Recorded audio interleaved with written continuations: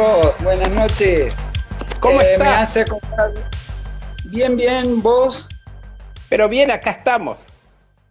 Me hace acordar nuestro tiempo de radio. Pero sí, te acordás que yo siempre te agradezco mucho esa época, porque teníamos, le contamos a mucha gente, no lo habrá conocido hasta hace 2 años, tuvimos un programa de radio los lunes, y sobre todo al principio el Club de la Libertad no tenía tanta gente y todo, y me costaba mucho que tuviéramos una secuencia y un formato y un llevar a cabo es todos los lunes ese programa de radio, y vos fuiste muy solidario, muy leal, en el sentido de irte todos los lunes y ponerte, siendo que, y ahora lo vamos a hablar, hablar en público no era lo tuyo.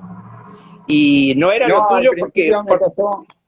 Sí. Al principio me costó muchísimo y después no me podían sacar de ahí. Y bueno, pero en buena hora, porque entonces sirvió lo del Club de la Libertad. Yo le estaba contando a quienes nos están escuchando y a los que nos van a ver después en YouTube y todo, que y acá en Instagram, que esta idea de presentarnos ante todos y conversar de las cosas, de quiénes somos los directores y por qué somos directores de una fundación liberal y mostrarnos, me pareció una buena idea, nos pareció una buena idea a todos, porque estamos preguntándole a todo el mundo un montón de cosas. ¿Por qué no preguntarnos entre nosotros y exhibirnos entre nosotros para que la gente nos vaya conociendo mejor, ¿no? Sí, creo que fue una excelente idea porque a veces yo creo que lo mejor que tiene el Club de la Libertad en cuanto a tomar decisiones es este directorio, porque somos bastante heterogéneos en cuanto a ideologías y sin embargo con mucho respeto, con mucha tolerancia nos llevamos muy bien. Somos en realidad un grupo de amigos. Y muchas veces la gente, más allá del empuje que tiene el presidente, que es Alberto, hay cosas que no entiende la gente cómo podemos hacer tanto, y es justamente por eso, porque hay una cohesión de ideas, un querer hacer cosas, cada uno en lo suyo, en lo que mejor sabe, en lo que mejor puede aportar, y con el respeto de todos. Y sí. No es fácil ser director, no es fácil porque a veces se toman decisiones que la gente no entiende por qué, pero hay muchas cosas en juego atrás que tomamos al final la mejor decisión para el club y para quienes los integran.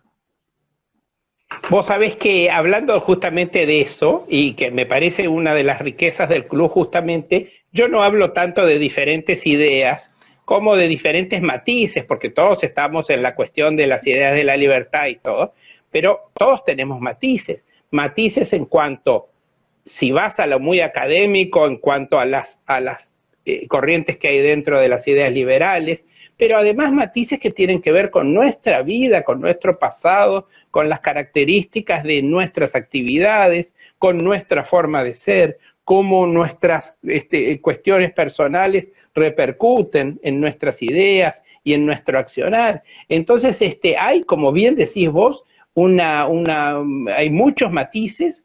Yo creo que no hay, en los directores, no hay uno que sea igual al otro. Ninguno. ¿No? A ver, si querés hablar de lo ideológico, de los matices, tenés desde los liberales clásicos, pasando por los libertarios y hasta el loco anarcocapitalista que soy yo. Sí, pero además, es la verdad, Carlito. Sí, pero además fíjate una cosa que es graciosa, que yo siempre me la cuestiono, ¿no? Los matices también están en uno. No son solamente con respecto a los demás, porque fíjate vos que, por ejemplo, me agarrás a mí y yo tengo cuestiones muy libertarias y tengo algunas otras cuestiones en que yo me reconozco como un señor bastante conservador. Sí. Y Pero bueno, eso te da una idea de la amplitud de criterio que se tiene en el club y aparte también la amplitud de criterio que tiene cada uno en tomar sus decisiones dentro del club también, respetando un poco la forma de ser de cada uno.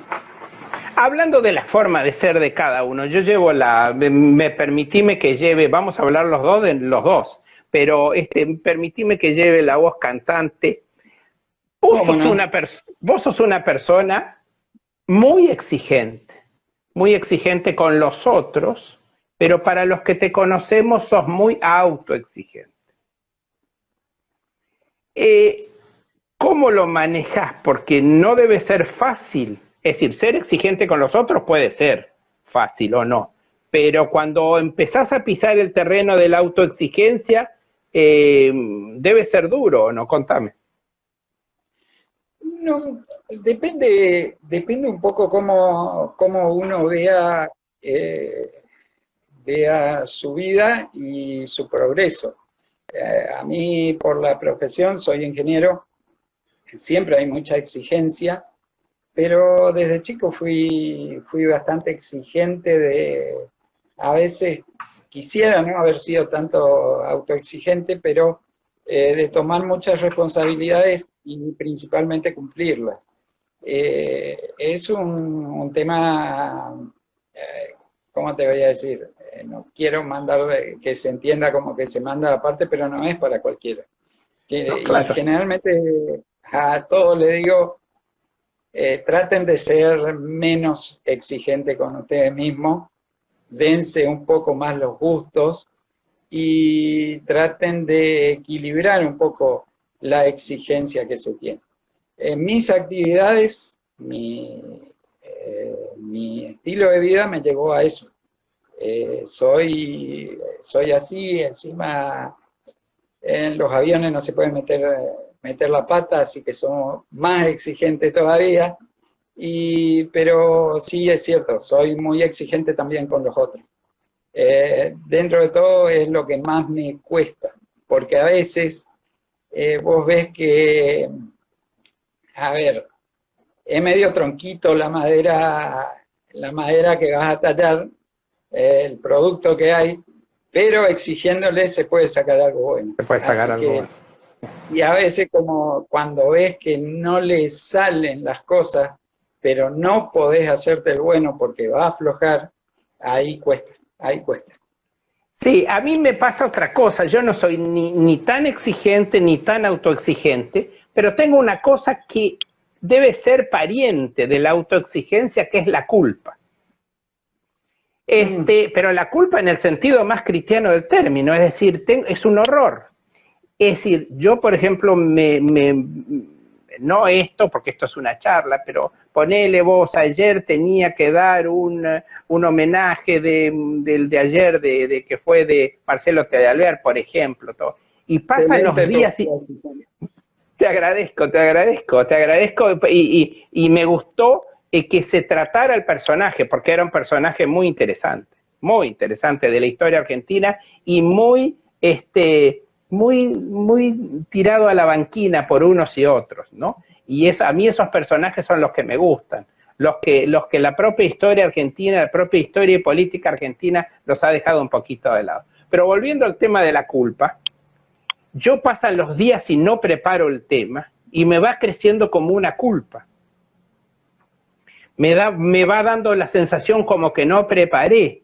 Es decir, desde el momento que yo asumo un tema y que no lo tengo preparado, todos los días tengo como una carga pesada de que no lo preparé, ¿entendés? Lo cual no sé si es bueno o no, porque finalmente es una tortura, pero van pasando los días, te vas acercando, no terminaste de hacerlo todo, y me da una cosita de, no sé si será autoexigencia eso, pero sí es como una culpa, digamos, por decirlo así, prima hermana de la autoexigencia. Sí, pero esa prima hermana autoexigencia te saca esa culpa, porque si vos, cuesta también eso, sos ordenado en tus tiempos, en las prioridades, las cosas que tenés que hacer, no vas a tener esa culpa. Pero hay que exigirse. A veces siempre también uno... Y yo te considero una persona muy inteligente, muy, muy inteligente. Y a veces las personas inteligentes confían demasiado en su inteligencia y en su capacidad de salir del apuro y van dejando las cosas. Total, mañana las hago. Total, mañana las hago. Y después llega el día, faltan 2 horas para el homenaje y estás escribiendo todavía. Me suele pasar, me suele pasar. Vos sabés que eso que me decís me lo decía mi profesor, un cura que yo tenía de profesor en Buenos Aires en 4º grado. Así que no he pasado toda la vida y parece que no he adelantado demasiado, porque me decía exactamente eso mismo que acabas de decir, como si vos lo hubieras oído a este señor que era un muy buen profesor y que conocía mucho de los chicos, ¿no? Ahora, lo que pasa también, Carlos, sí, es que a veces en el cúmulo de tareas que tenés, claro, hay algunas que te gustan más, hay otras que sabés que la tenés que hacer y hay otras que no te gustan. Claro. Y generalmente esas que no te gustan, vos la vas posponiendo hasta uno va el pateando, claro. Sí. Totalmente de acuerdo. Ahora, hablando del tema de la inteligencia, del tema de las capacidades, etcétera, etcétera, yo he conversado mucho con vos en distintos momentos, sobre todo mucho conversábamos en la época esa que teníamos el programa de radio que le contamos a quienes no nos hayan escuchado, que se llamaba La Hora del Club. La Hora del Club, que se transmitía todos los lunes a la tardecita noche. Pero parecíamos Lelutier, ¿viste? La kermés de los sábados todos los domingos, porque era la hora del club, pero eran 2 horas de duración del programa. Eran 2 horas del club, pero fue una experiencia muy, muy interesante. Ahora, cuando salíamos, cuando había momentos, algún recreo dentro del mismo programa y todo, hablábamos de cosas, de la política, cosas. Y a mí lo que me llama la atención tuya es que vos sos ingeniero, ¿no es cierto? Muy bien. A lo mejor puede ser un preconcepto mío lo que te voy a decir. Vos sos ingeniero, te gustan los aviones, pero a vos te gustan varias cosas que no son necesariamente de un ingeniero. Y además vos me demostraste en algún momento que tenías cierta capacidad para la cosa humanista, porque finalmente la política es una cuestión humanística. Sí, señor. Y me sorprendiste con varias cuestiones de tipo político, que yo no digo que un ingeniero no las pueda tener, pero no está tan claro. Es decir, a mí me gusta la cosa humanística porque nunca podría ser ingeniero, nunca podría ser médico. Yo me hago cura antes de ser médico. Hago voto de abstinencia sexual antes de ser médico. Yo hay cosas que no podría hacer, no podría hacer. Entonces, bueno, finalmente, entre todo lo que no podría hacer, yo hago algunas de las cositas que podría hacer. Pero en vos veo una cosa rara, porque desde el punto, en cuanto al análisis político, vos has tenido algunos elementos y me has demostrado. Me estoy acordando de cuando me explicabas por qué iba a ganar Trump, entre otras cosas, y que me lo explicaste cabalmente y claramente, y yo decía, no, este tipo no puede tener razón. Pero, ¿cómo fue tu elección para llegar al tema de la ingeniería, o lo humanístico siguió siempre como un hermanito mayor? ¿Cómo es tu vida en eso? No, nunca. Lo humanístico, capaz, yo tengo que agradecerle en ese sentido a mis viejos. Mi viejo, teníamos 5 años y nos sentaba frente al viejo tocadisco grandote y nos hacía escuchar música clásica, nos hacía leer. Entonces siempre hubo esa presencia. Una formación. Esa formación. Pero el tema como como profesión, las dos que podía hacer eran técnicas, o médico o ingeniero. Me gustó más la ingeniería. Y después me fui a Buenos Aires, hice un máster en dirección de empresas, pero hay una cosa que a mí siempre me gustó y que es lo que te ayuda. La ingeniería te da una formación, una capacidad de análisis que no te da ninguna otra profesión. O sea, te lleva a concatenar cosas en pos de un objetivo, de sacar algo. Pero siempre me gustó la filosofía. Y eso es... Bueno, pero convengamos que un ingeniero que le gusta la filosofía, ahí estamos entrando en varias pistas a la vez.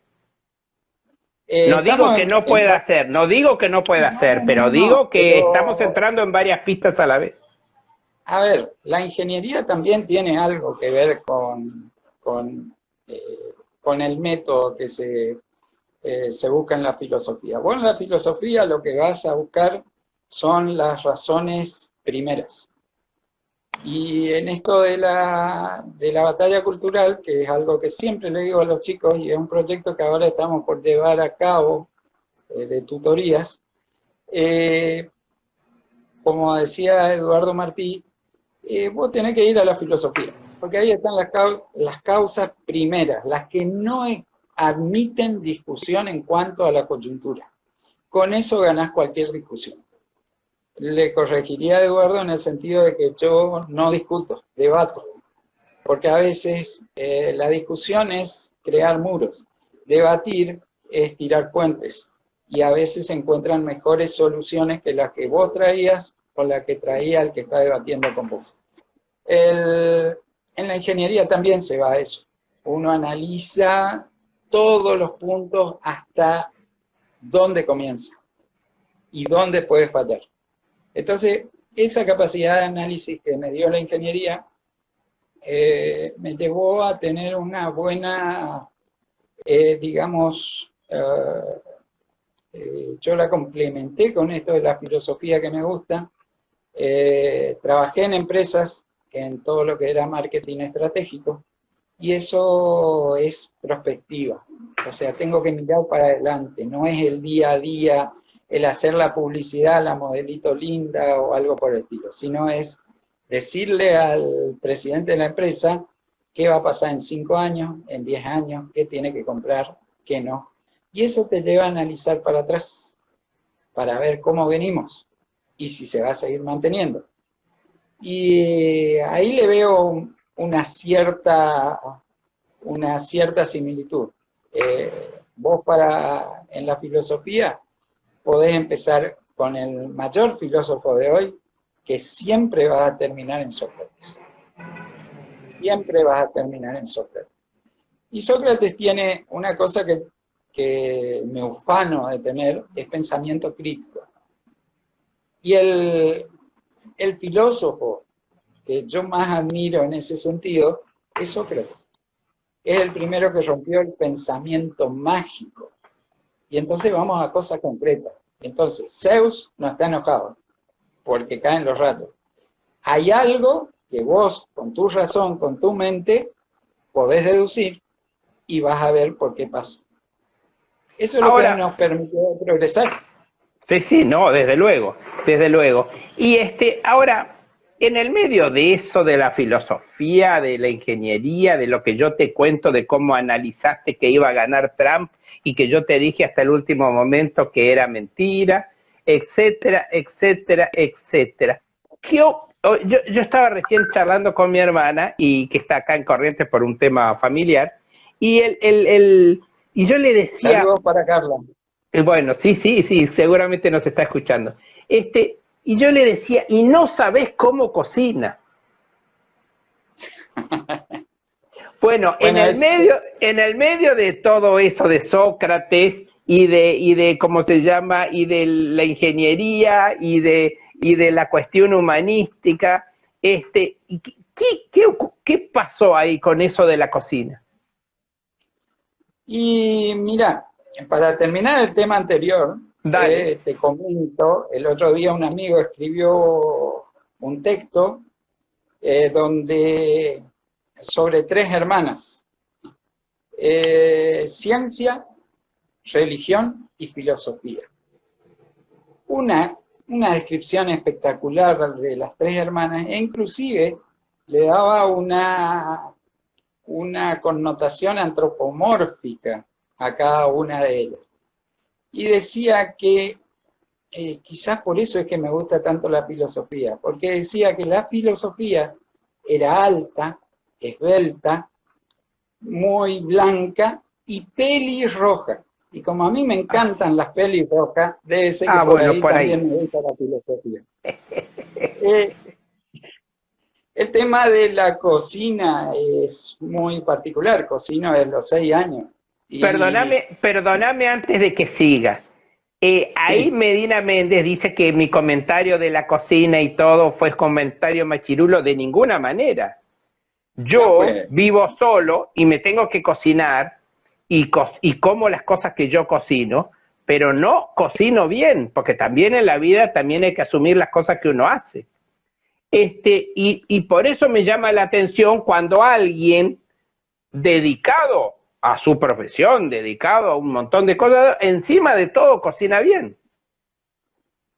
La cocina, yo empecé con mi abuela materna a los 6 años. Y me acuerdo que fue una milanesa, lo primero que cociné.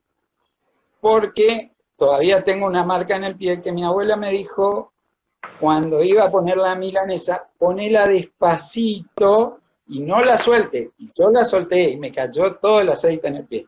Así que me acuerdo bien el primer plato que cociné. Y después, bueno, hay algo. Yo digo que puede ser genético, lo que sea, porque siempre me gustó cocinar. Y cuando viví en Buenos Aires, hice algunos cursos. ¿sí? Ajá. Me acuerdo uno que hice con el Gato Dumas, otro hice con Francis Malman, que eran cursos para ejecutivos. Ajá. Y esos cursos te servían como escape. Claro. Yo a la cocina siempre la tomé como un escape allá en Buenos Aires. Era como, viste que algunos pintan un cuadro. No, claro, desde luego. Bueno, yo le agregué a eso, que digo que la cocina es como un cuadro, que te tiene que entrar por la vista primero, y después viene el gusto. Le agregué el tema del aroma en el cuadro, que la cocina lo tiene. Y traté, quizás por esa autoexigencia que hablábamos, de aprender cada día más. Y como me tenía que cocinar solo, vivía solo, tenía que cocinar solo, practicaba y hacía un montón de cosas. Con eso fui ganando mucha práctica, fui ganando mucho conocer de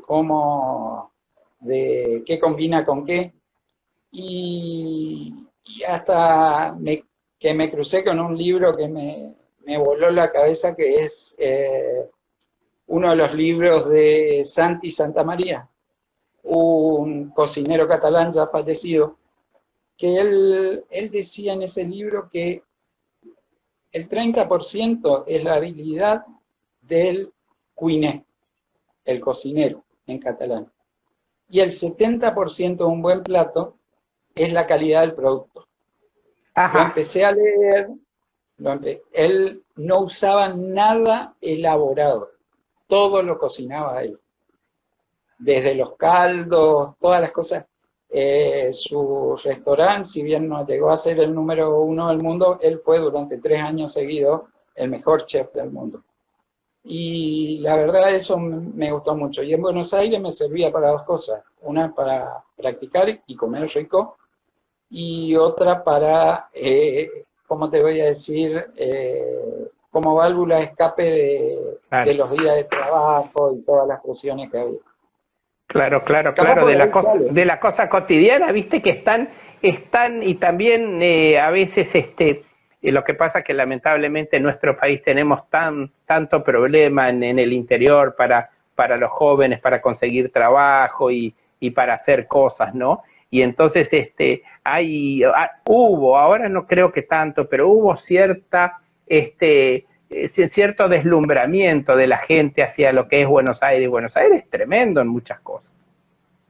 Buenos Aires, primero yo siempre le digo a todos, me pasó cuando empecé mi máster, tenía un profesor, Riestra, de apellido un mendocino, fue la primera materia que rendí con él, y cuando era el único que me presenté, así que conversamos más que lo que rendí, y el viejito Riestra me dijo una cosa que con el tiempo le di la razón.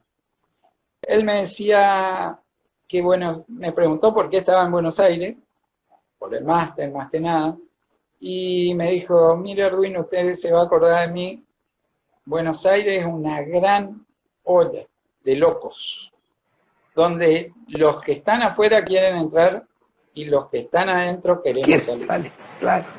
Con el tiempo yo me di cuenta que era así y ahí tomé la decisión de volver a Corrientes. Sí. Buenos Aires no es una ciudad para gente grande. No. Es muy, muy exigente. Y el que es grande en Buenos Aires, que está acostumbrado a vivir a Buenos Aires, llega una temporada donde su casa es prácticamente su mundo. Porque la locura de correr atrás de un colectivo, o buscar un taxi, o andar en ese loquero de gente que no es para gente muy mayor, por cierto. Sí. No, y además la falta de determinadas pequeñas cositas que uno ve, por ejemplo, a mí me ocurre que ahora, obviamente este año no, pero yo viajaba todos los meses a Buenos Aires, y una cosa tan elemental como saludarse con el con el vecino en el ascensor, que acá es una cosa obvia. No te contestan el saludo en el ascensor, una cosa increíble. Y me di cuenta de todo eso cuando me vine a vivir acá, porque cuando viví en Buenos Aires, no me terminaba de dar cuenta de todo eso. Me di cuenta, tomé conciencia de todo eso cuando estuve acá en Corrientes, ¿no?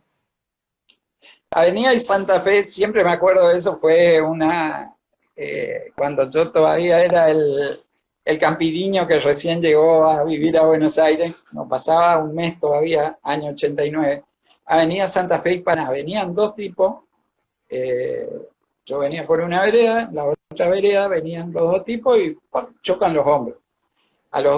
Se da vuelta uno, ¿qué hace? ¿Cómo me chocaste? No, vos sos tarado, le dice el otro, fíjate por dónde caminato. Y yo me paré a mirar la discusión, y no pasaron 2 minutos, y atrás de uno había como 20, y de atrás del otro había otros 20, todos tomando partido y protestando directamente. Claro. Es decir, armaron un conflicto de una cosa elemental. Y lo más lindo viene ahora. Yo contento, creyendo que yo nomás era el que estaba mirando ahí. Cuando me doy vuelta así, tenía 20 atrás mío también mirando a ver qué pasaba. El porteño tiene ¿cómo te voy a decir? Una crisis de soledad, una crisis de querer mostrarse. Si bien está metido en una masa, porque lo que circula por la calle de Buenos Aires es una masa humana, donde no se diferencia uno de otro en el comportamiento, el porteño generalmente está muy solo, muy solo. Tiene esa tendencia, en ese histrionismo que tiene en cada cosa pequeña que pasa, de querer salir un poco de esa masa y mostrarse, como que es una cosa que al principio te da mucha risa verlo, más nosotros que somos del interior y que, como te digo, los campiriños. Pero es bastante neurótica esa cuestión. Sí, después te da mucha pena ver cuando ocurren esas cosas, porque es evidente la neurosis que tienen no es sana. No, claro, es una cosa que va mellando en el espíritu de la gente, ¿viste? Porque convertís determinadas cosas pequeñas en un problema, en un conflicto que no debía haber sido eso de ninguna manera. No, inclusive te das cuenta de la educación que tiene cada uno, No la educación en el término de qué colegio Claro, estudiaste, qué formal, claro. universidad, porque en eso sí Buenos Aires tiene una gran ventaja sobre nosotros, el acceso a ese tipo de Claro. educación. Pero vos comparás, y por ejemplo en el interior se chocan dos personas así y lo primero que vos decís, disculpe, allá es, ¿qué hace, loco? Y empieza el conflicto. ¿Eh? Sí, Así tal cual, nomás es, pero es tal cual. en mucho Buenos Aires complicado, pero es una ciudad muy linda. Sí. Vivir en Lo, Buenos Aires te marca.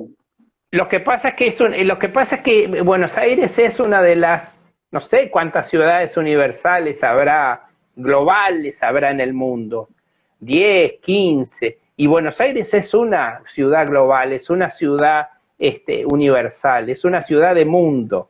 Esa es una cosa que tiene y que nunca va a perder Buenos Aires porque es la característica misma de la ciudad, ¿no? Sin embargo, Es, fíjate, para la gente del interior y para el porteño que vive mucho tiempo, Buenos Aires diría que es una ciudad cara. sí, Eh, Vos sin dinero no te mueves en Buenos Aires. ¿Por qué? Porque si vos te pones a analizar, decís, salvo que tengas una casa en un country, un amigo en un country o algo por el estilo, vos decís, ¿dónde voy los fines de semana? sí. Tenés tres lugares nada más. Tigre, Luján o La Plata. Sí. Son los lugares como para escaparte afuera de Buenos No, Aires. claro, claro, claro, no. Buenos Aires tiene muchas limitaciones, pero tiene un espíritu, tiene como una... Es cosmopolita. vos, sí, vos si viviste en Buenos Aires podés vivir en cualquier ciudad del mundo. Exactamente. Siempre Eso digo que lo mejor que te trae habilita a vivir en cualquier lado. Lo mejor que traes de Buenos Aires, el capital más importante que tenés, más allá de que hayas trabajado bien, trajiste plata, no trajiste plata, es la experiencia de vivir en Buenos Aires. Tal Los cual. contactos que te da, cómo aprendes a moverte, cómo te soltás, Sí, claro. los miedos que te sacás por la fuerza, pero te sacás esos miedos, y cómo aprendes a relacionarte con distintos tipos de gente. Bueno, Buenos Aires tiene un... sí, yo quería, y antes de que se nos termine la hora, ir a unos temas un poquito, ya que hacemos que la gente nos mire y le contamos todas cosas a la gente nuestra y todo. ¿Vos qué cosas que se puedan contar te parece en las que hemos avanzado muy bien en el Club de la Libertad? ¿En qué cosas nos falta avanzar? ¿Cómo lo ves al tema de la... Porque nosotros hemos tenido una evolución muy grande en todos estos años, pero como toda evolución es despareja, porque toda evolución es despareja, es muy difícil encontrar una evolución que sean todos los elementos de la misma pareja y tampoco vamos a mostrar la ropa interior en público, eh, pero sí podemos hacer algunas evaluaciones de cómo algunas cosas se dispararon muy fácilmente, crecieron muy fácilmente, otras tardan más. ¿Cómo lo ves a eso? Bueno, el problema, a ver, no es problema. Ayer hablábamos con Alberto justamente de este tema y creo que lo más importante es que el club ha consolidado una mística. Muy difícil de lograr en temas de voluntariado, como es esto. Nosotros, los chicos, nosotros, está acá porque le gusta, no porque le paguen. No, no, claro. Tratamos de pagarle por ahí con becas, con cursos, con lo que sea, pero Sí, sí. no hay dinero de por medio. No, no, Y se claro. ha creado una mística donde cada uno, lo mejor que yo veo es que cada uno hará mucho, hará poco, crecerá mucho, crecerá poco, pero se ha consolidado no solo el directorio, toda la gente del club, en el área que le gusta trabajar, en el que siente de que está más cómodo y que puede dar lo mejor de sí, en el que no tiene algún inconveniente de trabajar forzado, por ejemplo. Y sí, el club, ¿cómo te voy a decir? con el empuje que tiene Alberto, la máquina de hacer ideas, de hablar, de pescar las cosas que le van surgiendo en el mundillo de las fundaciones. Algunas se pueden traer, otras no se pueden traer. Y el club vive, para mi gusto, es lo mejor, vive en una permanente crisis de crecimiento, que es la crisis de crecimiento en las empresas, es cuando los trabajos que podés agarrar son muy grandes para vos y los trabajos que deberías agarrar son muy grandes para vos y los trabajos más chicos no te sirven como beneficio. Claro. O sea, estás ahí en el medio y tenés que terminar de pegar el salto. Lo que pasa, y gracias a esa consolidación que hubo entre los actores del club, es que vivimos en una crisis de crecimiento por el hecho de que todo lo que hicimos el año pasado ya nos parece chiquito. Y cada vez parecemos caniche o perrito chico que queremos pelearnos con el más grande. Y todos los años hay un desafío nuevo para ir creciendo. Y lo que llamamos que nos falta todavía son cosas que no nos faltan, están. Lo que pasa es que no llegó ni al momento, ni se generaron los recursos. Claro. Y cuando digo recursos, son recursos humanos necesarios todavía. Claro. Y que tenemos que tener paciencia, que ya van a llegar. Todo lo que ha crecido el club, desde que empezamos, éramos los que tocábamos la campana, llevábamos el santo y dábamos la comunión, todos los que estábamos, que éramos 7 locos, y algunos jóvenes que estaban, y toda la gente que se ha desarrollado algo que es muy interesante, que muy pocas instituciones pueden hacer, es que la gente que hemos visto pasar, mucha quedó y mucha se fue. La misma institución, la misma dinámica de la institución, que creo que es lo mejor, elimina solo a quienes no entienden cuál es la ideología o el concepto que maneja el club. No tenés que decirle, andate, se van solos. Claro. Es una buena cosa, porque eso de tener que despedir a alguien también te agrego algo. Hay gente que se ha ido materialmente de Corrientes, se ha ido materialmente del Chaco, se ha ido materialmente de la zona, para la que el club le sirvió muchísimo. Y ahora están en otro sitio, pero están en otro sitio, en otra posición, en otra tarea, pero habiendo asimilado lo que le dio al club. Es decir, yo otra de las cosas que tengo es que yo soy como el tango, soy sumamente nostálgico. Y algunos de los chicos del club, cuando se van a estudiar a Buenos Aires, me crean un doble sentimiento. Por un lado, me gusta que se vayan, que hagan, que esto o lo otro, y por otro lado me da como una cosa de abandónica, ¿no? Que es una nostalgia barata, no me tiene que dar eso, porque creo que es lo que deben sentir las madres cuando los hijos dejan el hogar. Seguramente, pero yo no soy la mamá de ninguno de ellos, tendría que tener un poquito más de sangre fría, ¿no? En eso, pero me da una cosita. Pero, sí. Algunos lo demostramos, ¿sí? Como es tu caso, y otros no, pero nos duele igual. Claro, viste que son como nuestros hijos putativos. Fulanito se fue y entonces y vos decís no va a venir más a nuestras reuniones, que esto, que lo otro. Bueno, pero aún en esos casos se van con el bagaje del Club de la Libertad y les hizo bien haber pertenecido al Club de la Libertad. Eso es una cosa maravillosa.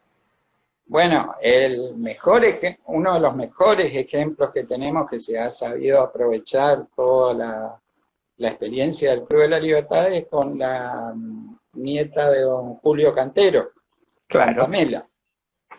Pamela es una chica que vino por el primer encuentro de jóvenes liberales, ¿sí? Que ese es un hijo intelectual mío, el encuentro de jóvenes liberales. Una vuelta se me ocurrió, le dije a Alberto y empezamos a armar y salió. Y ahí se dio lo que generalmente se da con los jóvenes del club, la sinergia entre el bagaje que traen, o sea, trabajaban los jóvenes leones, sabía mucho, era una persona que participaba en muchos eventos de formación joven, y lo que le puede dar el club. Empezamos con las becas, la ida a Paraguay, esto y lo otro. Una vuelta salió la posibilidad, de cara a duras, me dice, había venido a charlar acá, a dar una charla acá, Edgardo Zablowski, Sí, un gran amigo y el rector de UCEMA. Y me dice, Leucema. yo quisiera, le digo, me dice, Pamela se me acerca y me dice, yo quisiera poder estudiar en UCEMA. Pero bueno, viste cómo es. Claro, Vení, le había digo, vamos. limitaciones, claro. Lo agarré a Edgardo y le digo, Edgardo, ella quiere ir a estudiar a UCEMA. ¿Qué tiene que hacer? Edgardo, con esa bonomía que tiene, ahí nomás levantó el teléfono, habló con la encargada de eso y le dijo, te va a mandar fulano sus datos, esto y el otro. Y le consiguió una beca de trabajo dentro de UCEMA para que se pague sus estudios. 20 horas semanales. Siguió progresando en UCEMA, está muy bien, y hoy Pamela fue buscada por la mayor fundación liberal que hay en la Argentina, que es Fundación Libertad. No le pagará mucho, pero la experiencia que está ganando y cómo se está proyectando es Ah, no, invalorable. claro, Y pero por todo fue supuesto. por acercarse al club. Hay que reconocer que es una persona muy capaz, pero Muy muy capaz. capaz, pero desde luego que sí, muy capaz y tenemos jóvenes muy capaces en el club. Otra de las cosas que también ha pasado mucho con el club, que yo no diría en los jóvenes, sino que esto es más amplio en la cuestión etaria, esto es más inclusive llega hasta gente grande, es la cuestión del que se sentía el hombre que creía en las ideas de la libertad y todo, que creía que estaba solo. Y luego, cuando empieza a participar de nuestras actividades, se da cuenta de que no está solo, de que somos No, muchos. Y eso es una cosa, sobre todo en estas regiones, porque a lo mejor alguien está en Buenos Aires, está en determinado lugar donde sabe que hay un volumen de gente que está pendiente de estos temas, pero acá en esta región yo continuamente me encuentro con gente, y aún dentro de la provincia también, que dice, ay, pero qué maravilla, cuántos somos, que esto, que el otro. Yo pensé que estaba solo, que lo que yo pensaba a nadie le interesaba. sí, sí. Y empiezan a formar parte de este movimiento, ¿no? Yo me acuerdo Movimiento en el el, mejor sentido de la palabra, ¿no? sí, el primer año que tuvimos, el 2014, para nosotros una conferencia o una reunión era un éxito con 30 personas. Juntábamos 30 personas y era espectacular. Llegamos a tener reuniones con 15, con 10 personas. Sí, claro. Traíamos gente de Buenos Aires. El segundo año, ya juntar 30 era un fracaso. Y prácticamente este es el séptimo año que estamos trabajando. Después del cuarto año ya nuestros eventos nunca bajaron de 70, 80 personas y hemos tenido algunas locuras, como el año pasado, que los 3 primeros eventos que hicimos en el año no bajamos de 350 personas. Sí. Entonces, Sí, sí. algo se está moviendo. Y Sí. que eso se mueva para bien del país es mucho mejor. Claro, desde luego, desde luego. Ahora, también hay otra cuestión muy interesante, que es, bueno, tenemos los jóvenes, tenemos todo el movimiento de los jóvenes, todo, pero vuelvo a insistir con la gente un poco más grande. Hay gente que, a lo mejor por su tarea, por que tenía que alimentar a su familia, por lo que fuere, se había ido un poco de la discusión de las ideas. O a lo mejor inclusive se manejaba muy bien a nivel de su preparación personal en su biblioteca, pero no coparticipaba de esas ideas con otros.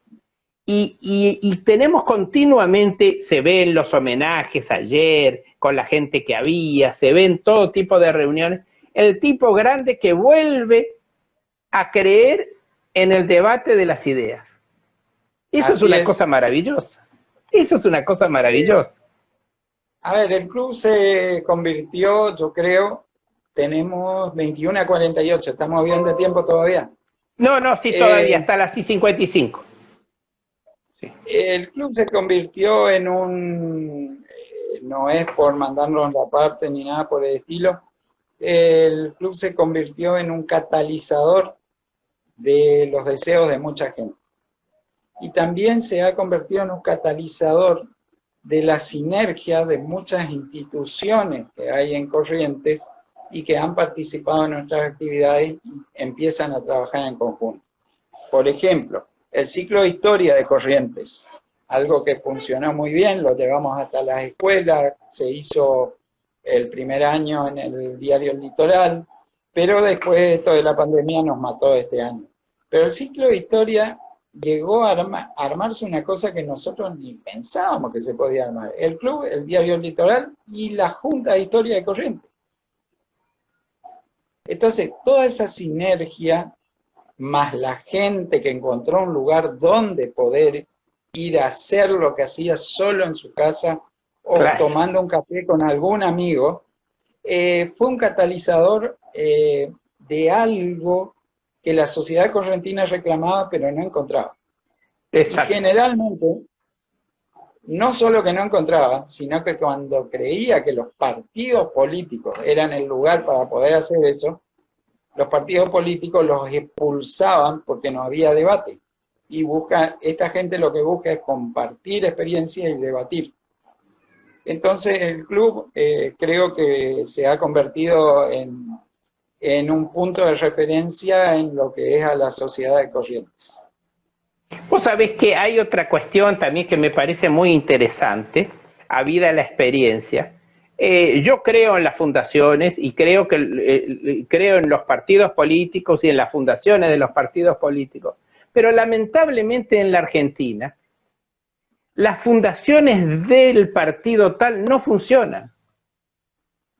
Es decir, yo me parece que nuestro modelo, que es un modelo que no está relacionado con un partido determinado, es el modelo que puede funcionar en la Argentina, porque cuando una fundación se acerca demasiado a un partido político en la Argentina, ese partido lo empieza a manipular a esa fundación y a convertirla en otra cosa. No sé si vos coincidís con eso.